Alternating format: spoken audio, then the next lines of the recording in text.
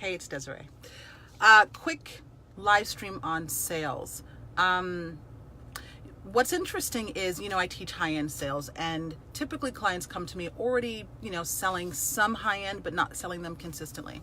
And so we're looking at, creating bigger offers that they can sell for a much higher price point. And one of the things that is counterintuitive is that making sales at the higher level, whether it's, 30K, 50K, 100K, it's not that much difficult. It's not harder, I should say, than making sales at 3K, 5K level, right? It really isn't. A lot of people have it in their head that it's going to be a challenge and it's going to be harder. And so they set themselves up for a struggle that's unnecessary.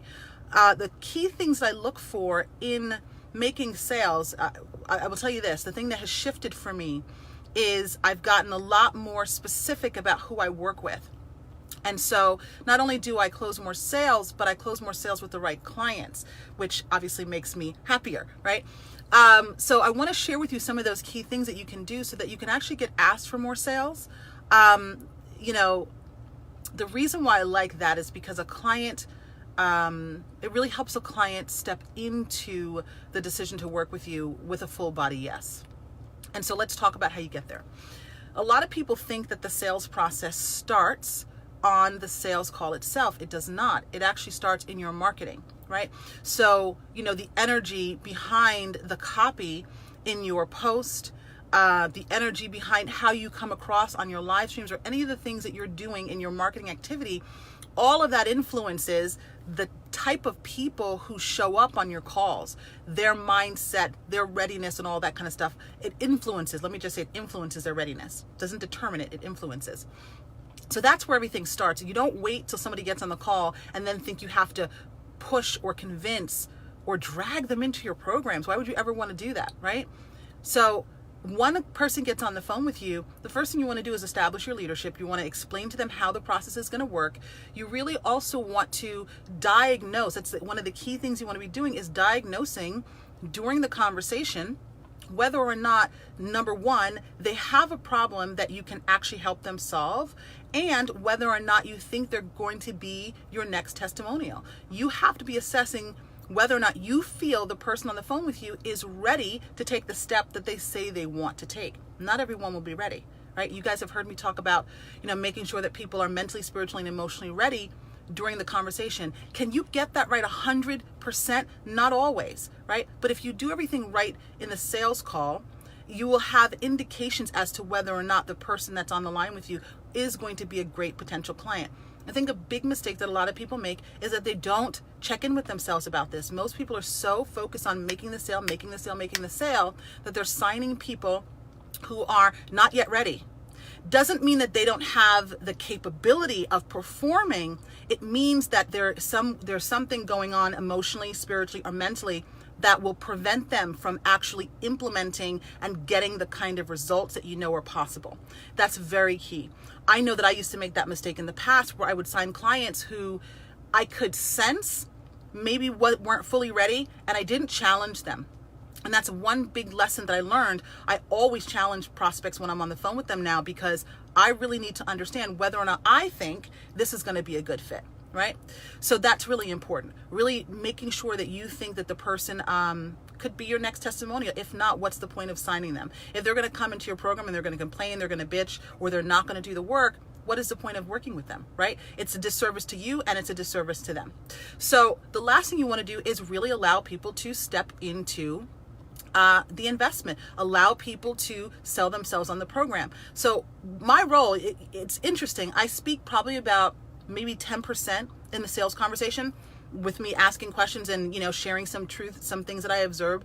But that's really it. Most of the time it's the prospect doing the talking. They're either answering my question or sometimes asking me questions. And when it comes to making the offer, if I decide to invite someone into the program, usually it is that person actually asking me whether or not they can become a client, how it would look like for us to work together and things like that. And then when I explain it very briefly, because I don't want people to go back into their logical mind and then think of, well, I've already done this, already know how to do this, all that kind of stuff that can take a person out of the game. I really then allow them to tell me why they think they're a good fit for the program. And that's how I get people asking me for the sale, and not only asking, but thanking me for the sale. And they end up getting much better results long term, because people want to buy, right? They want a solution to their problem, but most people don't like to feel sold to. They want to feel like they're making the decision. And so that's one of the things I do differently in my sales process that allows a person to make the decision for themselves and then say yes and move forward.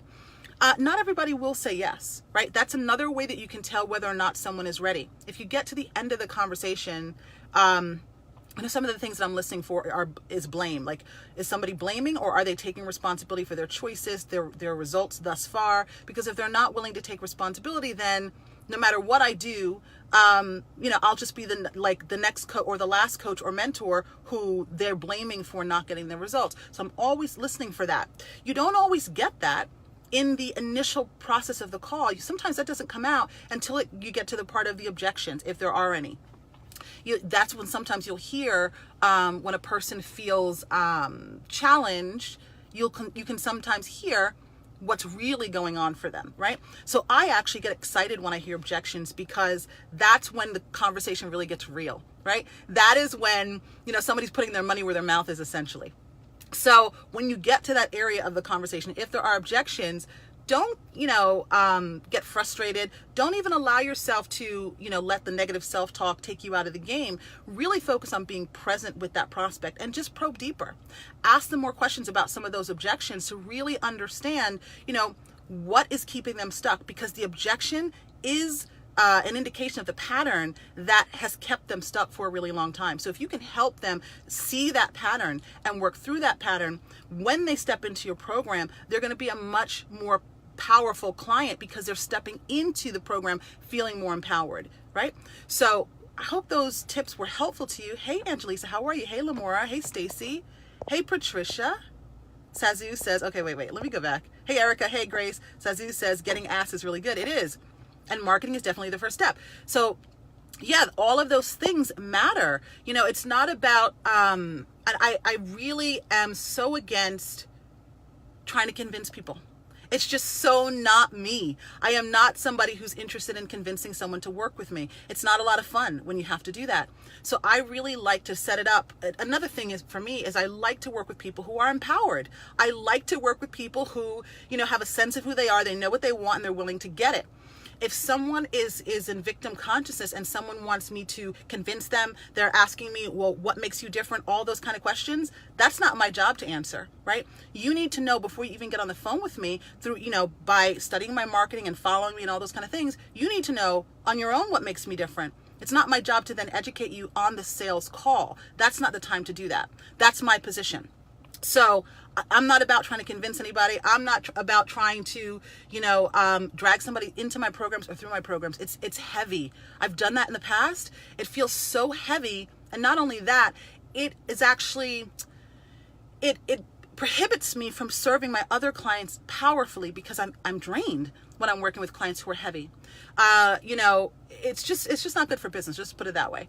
So I would advise you, if you're just joining me now, because I'm going to keep this live stream short, I would advise you to go back and watch the replay if you have any, if you missed what I said in the beginning about what you can do to get asked for more sales. And I'm going to let you go in just a second. All right, I'm back. Sazu says, how about enjoying those objections? Right. The objection is an indication of the pattern that has been keeping them stuck. Exactly. That's the thing I think most people don't get. I'll be honest. I absolutely love doing sales calls, because to me, it's the first transformational session that you can have with someone before they step into a program, right? So it is the first opportunity that you have to really get to understand the person that you're going to be serving and what's keeping them stuck. And if you can move them through those things on the sales call, and they have to be willing for this, right? So there are some people who are going to get on the call and they say that they want something, but they're actually not willing. And so, you have to be able to identify that and let those people go. Again, that's another reason you don't want to force anybody, or you don't want to drag anybody into a call. I actually did a post earlier today about prospects who've said to me that they felt pressured by other coaches and mentors into a sale. And I've heard it before, so I decided to actually share my thoughts on it.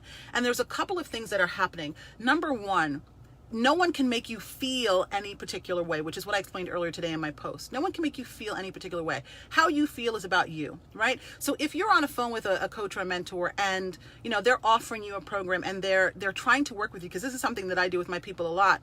You know, if someone is getting stuck at the objection, which I know is an indication of the pattern that's been keeping them small, I'll call them on that. I will challenge them on that. And could they potentially, or have people ever felt pressured? I don't know, maybe.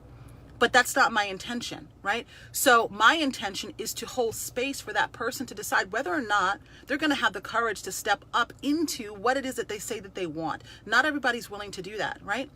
And if someone feels after they get off the phone with me that that was pressure, that's on them, right? Like, I can't control how somebody feels about what they're experiencing. They determine that based on their own programming, based on, you know, their own perception, right? So be very mindful of how you're showing up on the call, and don't play small in certain areas where you're afraid that a prospect may not like your style, or they might not want the truth.